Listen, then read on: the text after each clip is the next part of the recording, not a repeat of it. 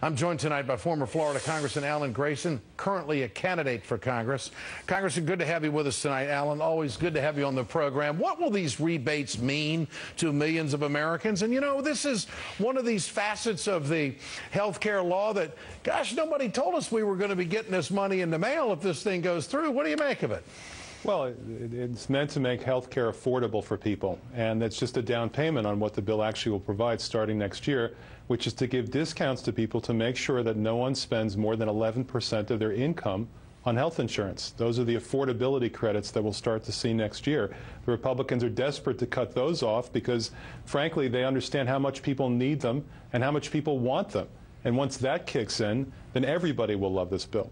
Now, it would seem to me that this 80% rule that is in this law is absolutely brilliant. I mean, it is telling the insurance companies you got to be right with consumers.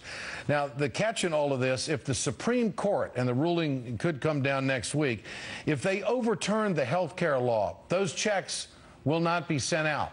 But would it pave a way for the single-payer system? Well, first of all, in overturning the health care law, they would be ruling on the single question. They should be ruling on the single question of whether the individual mandate is constitutional or not. And the best arguments are that they should leave the rest of the bill alone. That question of severability is one that's pretty clear in the law. The question is, can the bill function without the individual mandate? The answer obviously is yes. So these payments, the affordability credits that people will start to enjoy next year, all the other elements of the bill, including, by the way, the elimination of the donut hole for seniors, these are things that the court should not strike down. If they do strike it down, it will be clear to everybody the court's become a right-wing cabal. Yeah, I would say so.